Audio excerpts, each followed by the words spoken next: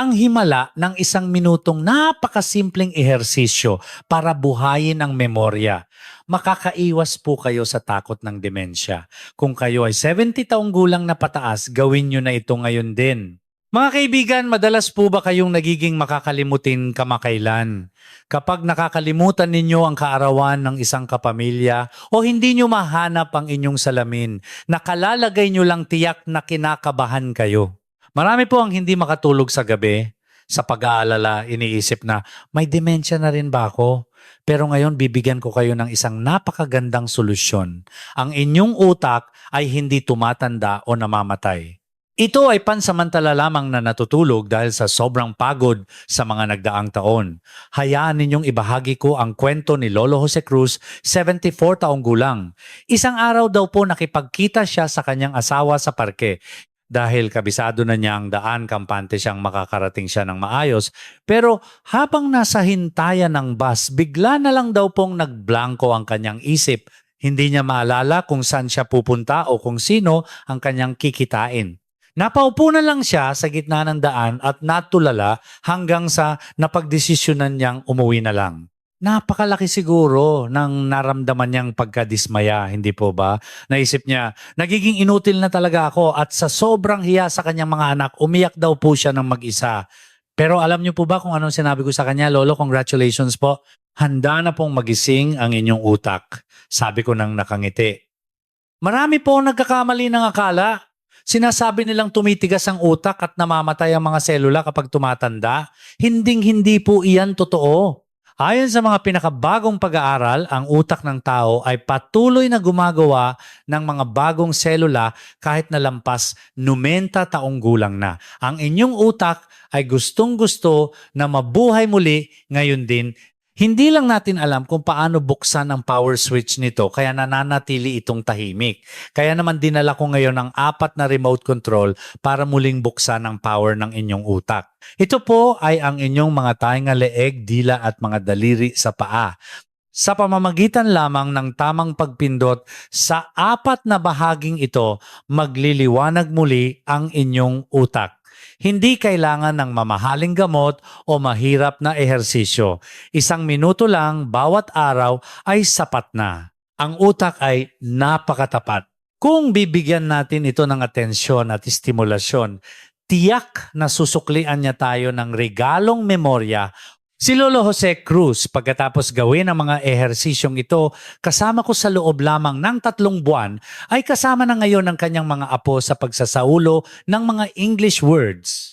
Nagtataka raw ang kanyang manugang at nagsasabing, "Itay, bakit po parang ang talino nyo na ngayon? Kayang-kaya nyo rin po ito." Ngayon, ibabahagi ko sa inyo ang sikreto sa isang napakadali at malinaw na paraan. Panoorin nyo po ang video hanggang dulo at siguraduhing maibalik ang nawala ninyong kumpiyansa sa sarili. Kung inaabangan nyo na ang ating kwentuhan ngayon, pakipindot po ang like button at sa comment section mag-iwan po kayo ng numerong 1. Ang numerong 1 na iiwan ninyo ang magiging unang switch para gisingin ang natutulog ninyong utak. Ang mga survival rules para protektahan ang utak ninyo mga 70 anyos pataas. Magsimula na po tayo ngayon din. Maaari ninyong gawin agad habang pinapanood o ishare muna ang video na ito sa inyong mga kaibigan at gawin ulit mamaya habang pinapanood muli. Ang una at ikalawang sikreto para buksan ang power ng utak ay nakatago sa inyong mga tainga at leeg. Ang unang ehersisyo ay ang ear wing stretching kung saan dahan-dahan at masarap sa pakiramdam na hinihila ang inyong mga tainga palabas. Subukan nyo na ngayon din.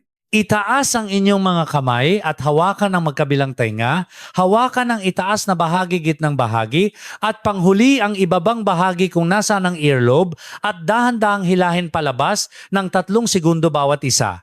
Sapat na po ang kabuuang 10 segundo. Huwag hihilahin ng masyadong malakas, sapat na ang pakiramdam na komportableng nababanat ang inyong mga tainga.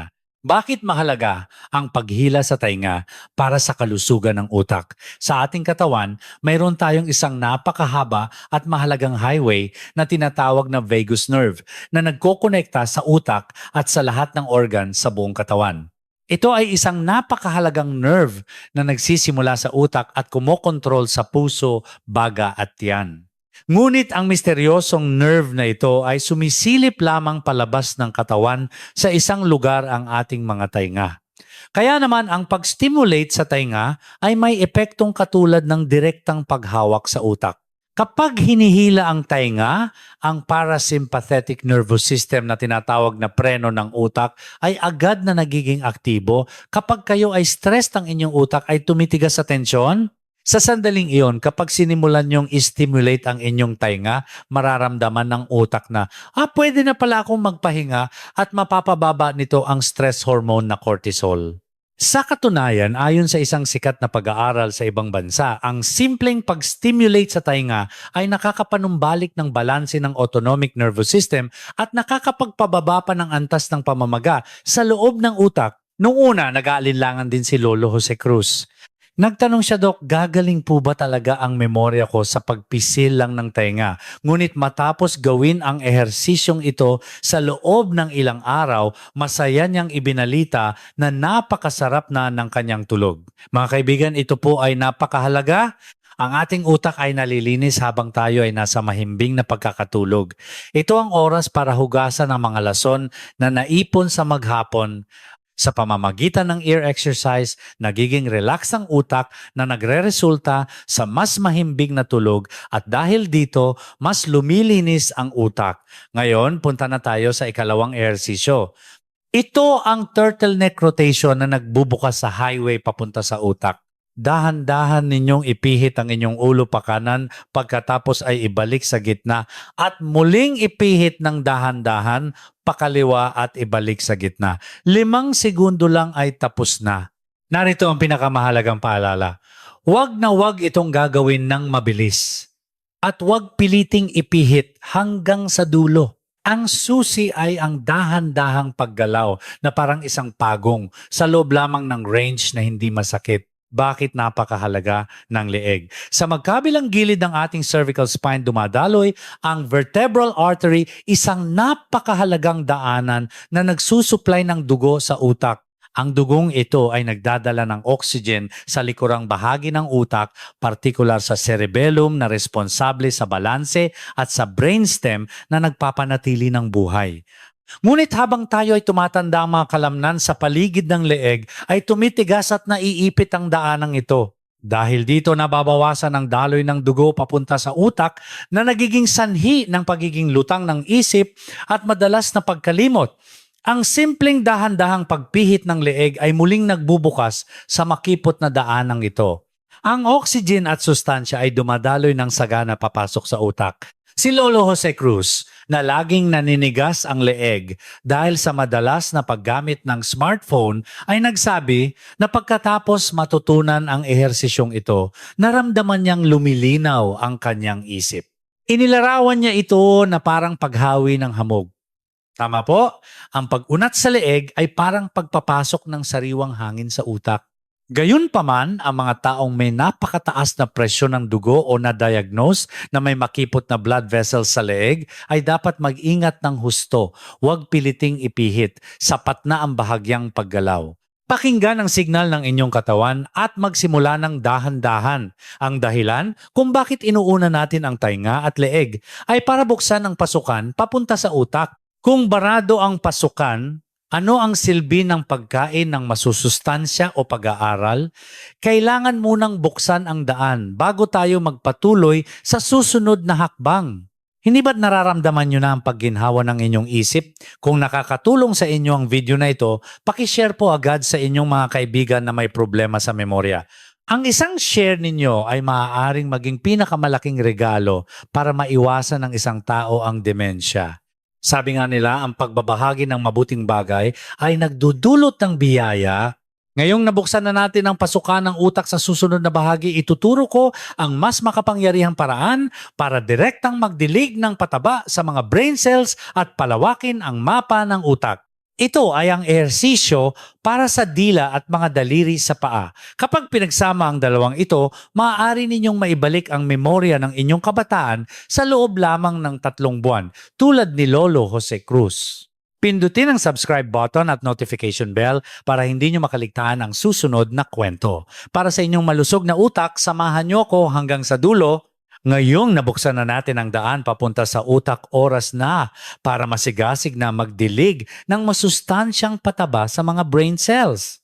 Kung sa unang bahagi ay binuksan natin ang pasukan ng utak sa pamamagitan ng tainga at leeg, ang dalawang ehersisyong gagawin natin ngayon ay isang napakalakas na paraan upang direktang i-stimulate ang pinakailalim na bahagi ng utak para tumubo ang mga bagong selula. Muli, ihanda ang papel at panulat o i-save ang impormasyong ito sa inyong isipan. Ang ikatlong ehersisyo ay ang tongue pushing and rolling exercise. Gawin nyo na ito ngayon mismo sa loob ng inyong bibig. Una, idikit ang dulo ng inyong dila sa ngalangala at itulak ito ng malakas paitaas sa loob ng 3 segundo. Pagkatapos paikutin ang dila sa loob ng bibig na parang gumagawa ng malaking bilog, isang beses clockwise at isang beses counterclockwise. Sapat na ang 50 segundo. Mas maganda kung gagawin ito sa harap ng salamin para makita ninyo kung gaano kalaki ninyong naigagalaw ang inyong dila. Mga kaibigan, alam nyo ba kung bakit susi ang dila sa kalusugan ng utak? Ang dila ay hindi lang para sa panlasa. Ito ay isang napakatalinong kumpol ng 8 kalamnan na gumagalaw sa pinakamasalimuot at pinakadetalyadong paraan sa ating katawan. Kapag ginagalaw ang dila, na-stimulate ang isang espesyal na nerve na nagmumula sa brainstem ang sentro ng utak. Kapag ang signal na ito ay umabot sa utak, naglalabas ito ng isang substance na parang pataba na nagpapalago sa mga brain cells. Ang tawag sa patabang ito ay Brain-Derived Neurotrophic Factor o BDNF. Medyo mahirap tandaan, hindi po ba? Isipin nyo na lang po na ito ay isang bitamina na nagpapalaki sa mga brain cells. Kapag dumami ang bitaminang ito, nagiging mas matibay ang koneksyon sa pagitan ng mga brain cells at malaki ang naitutulong nito sa pagsilang ng mga bagong selula. Sa katunayan, kapag kinuhanan ng scan ng utak ng mga taong regular na gumagawa ng tongue exercises, makikita na ang hippocampus, ang bahagi na responsable sa memorya, ay nagiging mas aktibo. Nung una, medyo nahihiya raw si Lolo Jose Cruz na paikutin ang kanyang dila. Ngunit matapos niyang gawin ito, nang tuloy-tuloy isang araw ay hinawakan niya ang kamay ko at sinabing, "Dok, dati po bulol na ako, kaya nahihiya akong makipag-usap sa mga anak ko. Pero ngayon malinaw na ang pananalita ko, kaya masaya na akong nakikipagkwentuhan." Tama po? Ang tongue exercise ay hindi lang gumigising sa utak, pinoprotektahan din nito ang kakayahang magsalita at lumunok ng pagkain na napakahalaga sa kalidad ng buhay sa pagtanda. Ngayon, ang panghuli at ika-4 na ehersisyo, ito ang toe gripping exercise na nagpapalawak sa mapa ng utak at nagpapabuti ng balanse. Tanggalin nyo na ang inyong sapatos o igalaw ang mga daliri sa paa sa loob ng medyas. Baluktutin ang mga daliri ng parehong paa paloob ng buong higpit at pagkatapos ay iunat ito palabas ng husto. Ulitin ang galaw na ito sa loob ng 30 segundo. Ang susi ay ang paggamit ng sapat na lakas para maramdaman ninyong naghihiwalay ang inyong mga daliri sa paa. Marami ang nagtatanong, bakit naman ang mga daliri sa paa na napakalayo? Sa loob ng ating utak may mga nakatakdang lugar na responsable para sa bawat bahagi ng katawan at ito ay tinatawag na brain map. At nakakagulat, ang lugar na sakop ng mga daliri sa paa sa utak ay halos kasing lawak ng sa mga kamay. Ang simpleng detalyadong paggalaw ng mga daliri sa paa ay may epekto na parang pagsindi ng ilaw sa isang napakalawak na lugar sa utak. Partikular, ang mga daliri sa paa ay malapit na konektado sa cerebellum na responsable sa balanse ng ating katawan. Habang tumatanda, madalas kayong natitisod at nag-aalalang baka matumba, hindi po ba? Ito ay dahil humihina ang mga kalamnan sa daliri ng paa, kaya nababawasan ang signal na ipinapadala nito sa utak. Ang simpleng pagbaluktot at pag-unat ng mga daliri sa paa ay nag-i-stimulate sa cerebellum at nagpoprotekta sa inyo mula sa panganib ng pagkahulog. Napatunayan na sa loob lamang ng 6 na linggo ng paggawa ng ehersisyong ito, malaki ang iginagaling ng inyong balanse.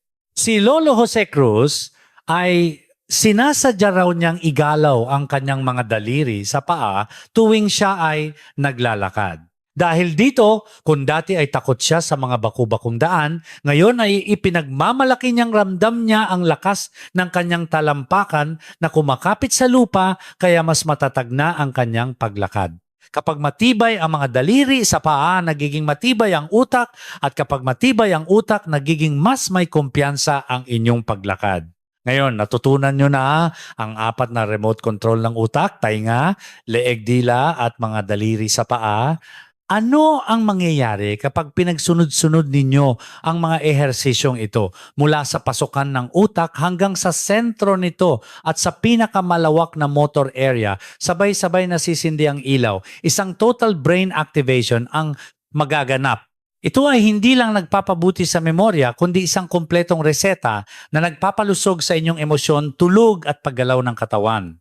Handa na ang lahat para buksan ang power ng inyong utak. Kung talagang nakatulong sa inyo ang video na ito, pakipindot po ang subscribe button at notification bell.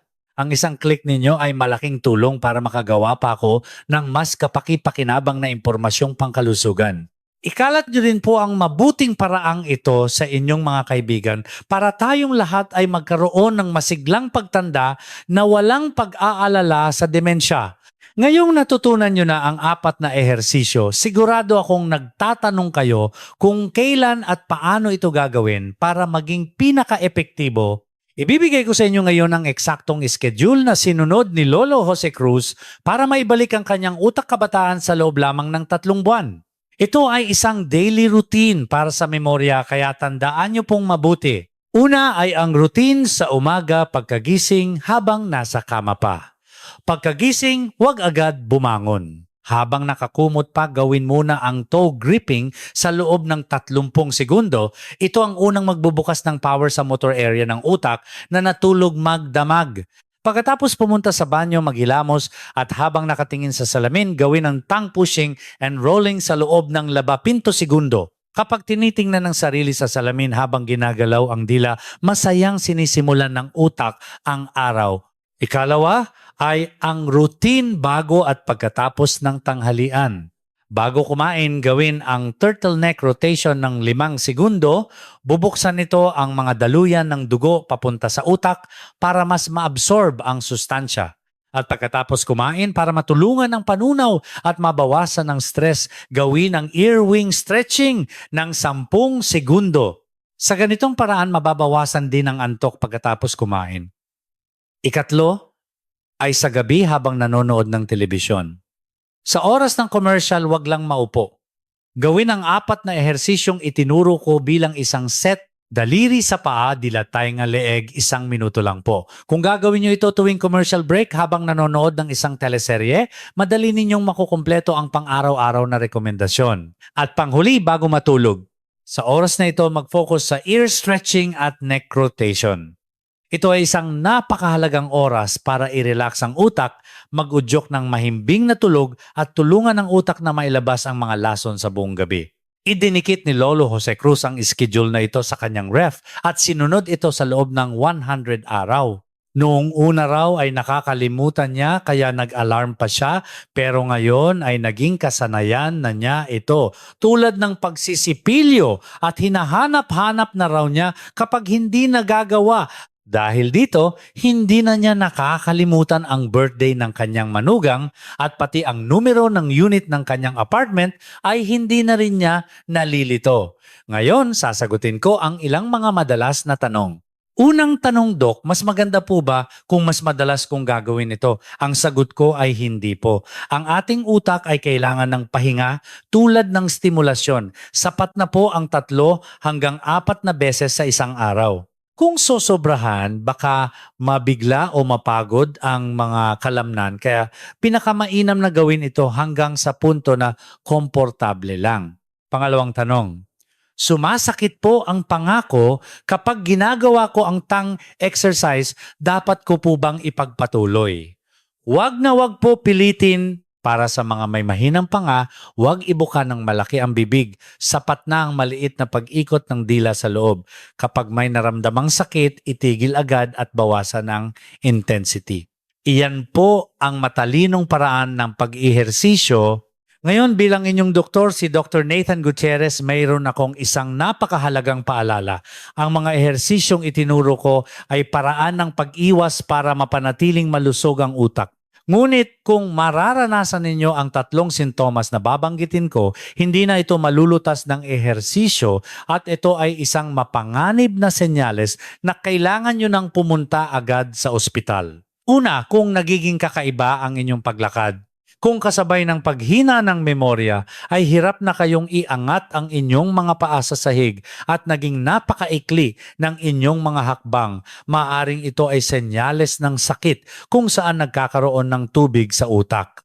Ikalawa, kung bigla kayong nagkakaroon ng urinary incontinence o hindi mapigilan ang pag-ihi. Ikatlo, kung sobrang lalim ng inyong kalungkutan na wala na kayong ganang gawin kahit ano at hindi ko alam na lang ang isinasagot sa mga tanong. Ang mga sintomas na ito ay hindi lang senyales na natutulog ang utak. Ito ay senyales na kailangan ng medical na atensyon. Kaya humingi po ng tulong sa isang espesyalista. Bukod dito, kung bigla kayong nabulol o nawalan ng lakas sa isang braso o binti na bumalik din agad, maaaring ito ay isang babala ng stroke. Huwag itong baliwalain at isiping wala lang siguro ito. Magpunta agad sa isang malaking ospital. Ang inyong kalusugan ay nagsisimula sa pag-agap sa golden time. Ngayon, handa na po ba kayong magsimula? Isulat niyo po sa comment section ang salitang gagawin ko o simula na o pwede ring iwan ang numerong 2. Kapag isinulat natin ang ating desisyon, mas nagkakaroon tayo ng lakas upang gawin ito ng tuloy-tuloy. At mag-iwan din po kayo ng mensahe ng suporta sa iba pang nag-iwan ng komento. Walang mas hihigit na gamot kaysa sa pagtutulungan at pagpapalakas ng loob nating mga senior citizens para maging malusog. At bilang pangwakas, ibuod natin ang ating natutunan ngayon at mag-iiwan ako ng isang mainit na paalala. Manatili po kayo hanggang dulo. Maraming salamat po sa mahabang oras na kasama ko kayo sa pag-aaral tungkol sa kalusugan ng utak. Ang mismong pagkakaroon ng pagnanais na matuto at magpraktis sa kabila ng edad na 70 pataas ay sapat na para pabatahin ang inyong utak. Sana po ay lagi ninyong tandaan yan. Ngayon, bago natin makalimutan ang mahahalagang aral na natutunan natin, itatak natin ang tatlong bagay na ito sa ating puso. Una, kahit na tayo ay 70 o 18 taong gulang, na may kakayahan pa rin ang ating utak na gumawa ng mga bagong nerve cells kapag binibigyan ng stimulasyon. Huwag sumuko at isisi sa edad. Ikalawa, ang tainga, leeg, dila at mga daliri sa paa ang 1 minutong pagsisikap araw-araw sa pag-stimulate sa 4 na bahaging ito ang pinakamalakas na switch para buksan ang power ng natutulog na utak. Ikatlo, mas mahalaga ang regularidad kaysa sa dami. Ang unti-unting paggawa nito sa umaga, tanghali at gabi, araw-araw ang pinakamahalaga. Gusto nyo pa bang marinig ang karugtong ng kwento ni Lolo Jose Cruz, 74 taong gulang? Ngayon kapag pumapasok siya sa aking klinika, iba na kahit ang tunog ng kanyang mga yabag. Dati pumapasok siyang nakayuko at walang sigla, pero ngayon tuwid na ang kanyang balikat at siya pa ang unang bumabati sa akin nang may malaking ngiti. Kamakailan, may ipinagmalaki siya sa akin. Siya na raw ngayon ang tinatawag na utak expert sa kanilang Senior Citizen Center at tinuturuan niya ang kanyang mga kaibigan ng 4 na ehersisyong ito. Kapag tinatanong daw siya ng kanyang mga kaibigan, ano bang iniinom mong gamot ngayon? Sinasagot niya raw, ginagamit ko ang remote control sa loob ng katawan ko para gisingin ang utak ko araw-araw sabay tawa ng malakas. Mula sa isang taong umiiyak dahil nakalimutan ang pangalan ng kanyang manugang ngayon, ay siya na ang nagbibigay ng kalusugan at pag-asa sa mga tao sa kanyang paligid. Kayang-kaya nyo rin pong maging ganyan. Sa sandaling isipin ninyong natural lang na humina ang memorya sa pagtanda at sumuko na kayo doon talaga, magsisimulang tumanda ang ating utak. Ngunit kung maniniwala kayong mayroon pang matabang lupa sa loob ng inyong isipan kung saan maaaring tumubo ang mga bagong usbong at simulan ang mga ehersisyong natutunan, ngayon hindi kayo bibiguin ng inyong utak. Ngayon ipikit natin ang ating mga mata at isipin ang 4 na ehersisyong natutunan natin. Una, hilahin ang mga tainga ng may kaaya-ayang pakiramdam para ma-relax ang utak. Pagkatapos dahan-dahang paikutin ang leeg na parang pagong para buksan ang highway ng dugo papunta sa utak. Ikatlo, itulak at paikutin ng dila ng buong lakas para diligin ng masustansyang bitamina ang mga brain cells. At panghuli, baluktutin at iunat ang mga daliri sa paa para palawakin ang mapa ng utak at patatagin ang sentro ng inyong katawan. Napakadali at simple lang, hindi po ba? Ang maliliit na himala ng 1 minutong ito kapag naipon ang siyang lubos na magbabago sa inyong buhay sa susunod na 10 at 20 taon. Bilang isang doktor, marami na akong niresetang gamot, ngunit laging kong napapatunayan na walang gamot na kasing bisa ng inyong determinasyon na kumilos. Ang maliit na pagkilos ng paggalaw ng inyong mga daliri sa paa tuwing umaga na may pagmamahal at pag-aalaga sa sarili ang magiging pinakamalaking panangga na magpoprotekta sa inyong buhay. Maraming salamat po sa inyong walang sawang pakikinig. Naway lumakas ang inyong memorya araw-araw at laging maging payapa ang inyong isipan. Susuportahan ko kayo hanggang sa dulo. Sana ang impormasyong ibinahagi ko ngayon ay maging isang maliit na mitya ng pag-asa sa inyong buhay. Kung nakatulong ito, huwag kalimutang ibahagi ang video na ito sa inyong mga mahal sa buhay. Para sa inyong malusog na pagtanda, babalik ako sa susunod na may mas madali at malinaw na kwentong pangkalusugan. Huwag kalimutan pagkagising bukas ng umaga, igalaw ang mga daliri sa paa. Mahal at nirerespeto ko po kayong lahat. Maraming salamat sa inyong pagsisikap ngayong araw.